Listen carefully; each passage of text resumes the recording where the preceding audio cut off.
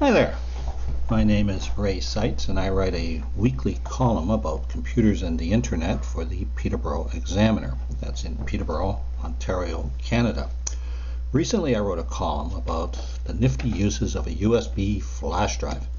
And one of the uses I said was that you could take all of your old CDs, your audio CDs that are no longer playable in your new car because it didn't come with a CD player, and you could rip or transfer the audio files to your computer as MP3 files and then transfer those files to a flash drive, which then can be inserted into the USB port on your car, and as you drive along, your audio player in the car should display the name of the track that's playing, and you'll be able to listen to all of your old CDs in any order you'd like as you drive around.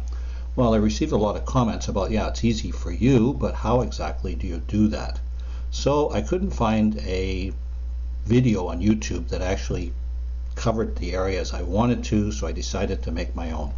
So here goes, my video on how to rip a CD and transfer the files to a USB flash drive. Now, I've prepared in advance. I put a audio CD into the DVD CD player on my desktop, and I've inserted a empty USB flash drive into the USB port on my computer.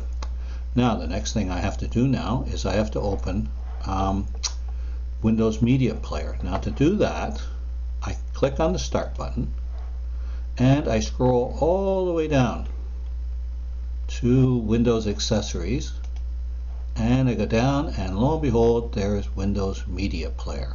Click it and it opens, and look at that. One of the amazing things that Media Player will do is that it detects your audio CD and it goes on the internet to, I think it's Gracenote, and it retrieves the information. Now this only works with retail CDs. If you have a compilation CD that you burned yourself, it won't work. But for retail CDs, it's quite brilliant. So when I inserted the CD, this menu popped up here, which has got RIP CD and RIP settings. Now you need to do some preliminary settings work, and so what I'll do is I'll click on it once, go down to Format. Now you notice you can do it in Windows Media, FLAC, and so forth, but most cars, your iPad, your iPod, Android devices will play MP3s quite easily. An MP3 is a heavily compressed audio file, much smaller than the WAV file that was on the CD originally. Now for audio quality, you can pick 320, which is the highest quality, but it's also the largest file sizes and will take longer to rip. So I picked 256. 256 is quite good, and don't forget you're playing it in your car, which is a noisy room, so 256 is fine. After that, I have to go to More Options. Now then, I have to pick where the MP3 files that are ripped will be saved, and in this case I'm just going to save it in Windows default folder called Music. I can change it to a different folder if I'd like. Now here's an important point. Click on File Name, and you'll notice you get to check off what is going to be in the name of your file that's saved.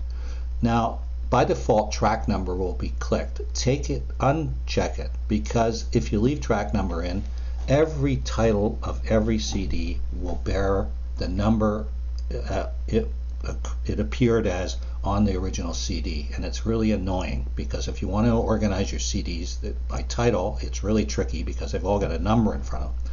So I'm just going to leave it at song title. OK. Over here I've got RIP MP3, RIP to MP3, uncheck the RIP CD automatically. I do not want the entire album copied. You can do it if you'd like, RIP CD automatically, or use the settings that you've set up before, but it means that you copy the entire album. I don't want to do that. I just want to get a few tracks. Here's my audio quality down here. So I click Apply, OK. Alright, here's my album, all ready, but you'll notice all the tracks are checked. So I will uncheck them and I'll pick just the ones I want. So it won't be long, don't bother me, and oh, what the heck, let's do Hold Me Tight. You'll notice that back then, 60 years ago, the first Beatles album, you'll notice these songs are mighty short. But in any case, there you go. It's all set. Then you just go up here and click Rip CD. Okay, here goes. It says pending, ripping. Some people have complained that the name ripping is a bit graphic and harsh, but that's essentially the name that's been adopted, so you're going to have to live with it. So you notice it's up to 80, 90, done, then goes on to the next one.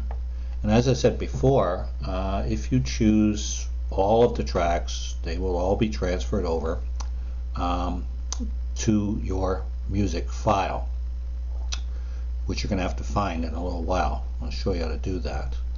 Okay, one more to go. 20,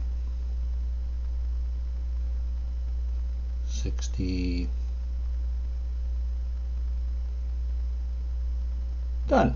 Okay, so I've ripped it.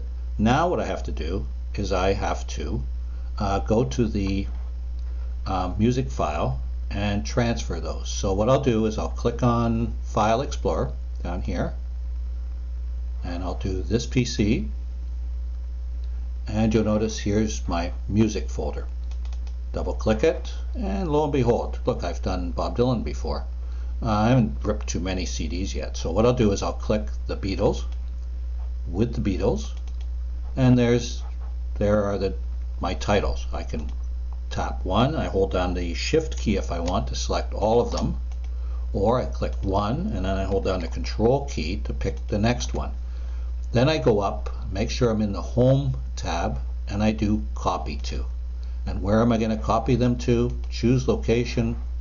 I go down, and lo and behold, there's my flash drive. It's called Lexar 32. I named it that because it has 32 gigs. It will hold enough songs that you could probably drive for 1,000 miles and never listen to the same song twice. And then I do copy, and comes up,